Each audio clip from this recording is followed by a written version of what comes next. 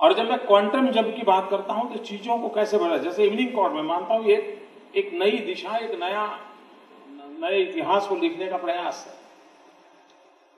मैं आज गौरव के साथ एक बात, और एक ऐसा ऑगस्ट हाउस है जिसके सामने मैं अपनी बात, मन की बात बताना चाहता हूं। कोई एक जमाना था जब मेडिकल साइंस की दुनिया ये थी कि गांव का एक डॉक्टर होता था, हर प्रकार की दवाइयां वहां हो जाती थी, स्वास्थ्य का गांव की चिंता भी कर लेता था, काम चल जाता था। लेकिन धीरे धीरे मेडिकल में इतना एक्सपर्टाइज हो गया कि अब तो दाहिने हाथ वाला डॉक्टर एक होगा तो बाएं हाथ वाला दूसरा होगा, इतनी उसकी एक्सपर्टाइज हो रही है। मैं मानता हूं कि विज्ञान धीरे धीरे इन चीजों पर बहुत बड़ा रोल कर रहा है, टेक्नोलॉजी बहुत बड़ा रोल कर रही है। गुजरात ने न्यायतंत्र के साथ टेक्नोलॉजी को जोड़ने का भरसक प्रयास किया है और प्रोएक्टिव रोल किया है। और उसमें भी मुझे, अगर न्यायतंत्र का सहयोग न मिलता तो शायद उस काम को हम नहीं कर पाते। एक और क्षेत्र की ओर गुजरात इनिशिएटिव लेना चाहता है। आप न्याय जगत के वरिष्ठ लोग हैं, सुप्रीम कोर्ट के प्रतिनिधि भी, आदरणीय दोनों महानुभाव हमारे बीच में हैं। अगर हमें आने वाले दिनों में कोई उस प्रकार का सपोर्ट मिलेगा तो मैं समझता हूं हम एक नई सेवा का क्षेत्र खोल सकते हैं। और वो विषय मेरा ऐसा है, हम गुजरात में फॉरेंसिक साइंस को एक अलग यूनिवर्सिटी के रूप में प्रारंभ करना चाहते हैं। मैं मानता हूं कि आने वाले दिनों में क्राइम का जो रूप बनता जा रहा है उसमें विदाउट टेक्नोलॉजिकल सपोर्ट इन्वेस्टिगेशन भी संभव नहीं होगा, नतीजे पर पहुंचना भी शायद संभव नहीं होगा, क्योंकि उस दुनिया के लोगों की ताकत बढ़ती चली जा रही है। साइबर क्राइम बढ़ रहे हैं, इकोनॉमिक ऑफेंसेस बढ़ रहे हैं, और ऐसी स्थिति में हमारे पास एक्सपर्ट ह्यूमन रिसोर्स हो, उसमें रिसर्च एक्टिविटी भी हो, और फॉरेंसिक साइंस जो अपने आप में न्याय प्रक्रिया का एक महत्वपूर्ण हिस्सा, जैसे क्रिकेट में थर्ड एम्पायर ने अपनी जगह बना ली, हो सकता है कि आने वाले दिनों में ये टेक्नोलॉजी अपनी जगह बना सकता है। और गुजरात उस क्षेत्र में अपना रोल प्ले करना चाहता है। हमने ऑलरेडी मन बना लिया है, जिस लेवल पे बातचीत होनी चाहिए हो चुकी है। ऑफिशियल जब असेंबली होगी उसमें उसको कर पाएंगे। लेकिन Gujarat is the first state, अभी तक मुझे ये जानकारी मैं खोज रहा हूं, दुनिया में कहीं फॉरेंसिक साइंस यूनिवर्सिटी है क्या? अभी तक मेरे ध्यान में नहीं आई। कहीं न कहीं कोई सर्टिफिकेट कोर्स वगैरह चलते हैं, और हम MS एंड PhD ये फॉरेंसिक साइंस में, और वैसे भी गुजरात की फॉरेंसिक साइंस लैब आज देश में काफी अच्छी प्रतिष्ठा भरी एक इंस्टीट्यूट रूप में विकसित हुई है। We are the first in the India कि जिसको ग्लोबली उसमें काम करने का अधिकृत हमें परमिशन मिली हुई है।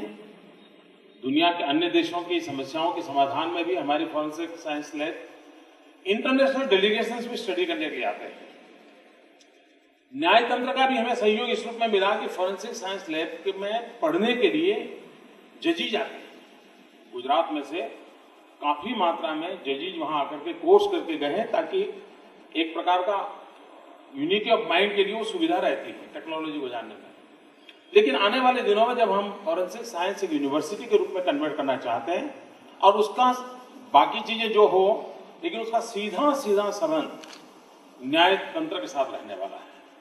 और इन दोनों का मैचिंग कैसे हो, दोनों का एक मन बनाकर हम कैसे आगे बढ़े, ये वरिष्ठ ऑगस्ट हाउस में मैं प्रार्थना करता हूं कि हम ये जो सोच रहे हैं उसमें अगर आप हमें कोई सुझाव देंगे, आपको लगता है नहीं भी इसमें ये हो तो अच्छा हो, कानूनी अड़चन को ठीक करोगे तो अच्छा होगा, टेक्नोलॉजिकल ट्रेनिंग के लिए, क्योंकि सिर्फ इंस्टीट्यूट वाले पढ़ते रहेंगे और न्यायतंत्र में आकर के किसी दूसरी दुनिया दिखाई देंगे, चलेगा नहीं। तो मैं इस फोरम का, इसलिए आज का इस समारोह का उपयोग इस काम के लिए करना चाहता हूं, क्योंकि ऐसा अवसर हमें बहुत कम मिलता है। या तो नए जज साहब आते हैं तो स्वागत के लिए मिलता है, या जाते हैं तो विदाई के लिए मिलता है। मैं बहुत इसमें से ऐसे ही प्रसंगों पे मिलना हो जाता है। बाकी तो क्योंकि मैं एक मर्यादा बनाने का प्रयास किया है कि भाई ये क्षेत्र है, उसकी जो मर्यादाएं है, उसकी पवित्रता है, बनी रहे, हमारा काम है वो हम करते रहें। और उसके कारण शायद इतनी खुली बात करने का अवसर मुझे मिलता नहीं है। मैंने सोचा आज मीना साहब ने हमको इन सारी चीजों में काफी मदद की है, तो आज जब उनकी विदाई का समारोह है तो मीना साहब को गुजरात से लाभ हुआ कि नहीं हुआ ये मैं निर्णय नहीं कर सकता, इसलिए क्योंकि उनकी श्रीमती जी का ऑपरेशन करवाना पड़ा, उनका भी ऑपरेशन करवाना पड़ा, लेकिन कभी ये भी लगता है कि यहाँ ऑपरेशन से ठीक भी हो गए, तो एक प्रकार से लाभ भी हुआ। लेकिन कुछ शारीरिक पीड़ाओं के बावजूद भी वो हमेशा प्रसन्नचित्त हम सबके बीच एक वरिष्ठ आदरणीय व्यक्ति के रूप में और अपनेपन के भाव से उनके साथ काम करने का अवसर मिला। निवृत्ति का समय अधिक प्रवृत्ति का बने, और वैसे भी जुडिशरी में निवृत्ति के बाद प्रवृत्ति ज्यादा ही रहती है, तो वो लाभ उनको भी मिलेगा।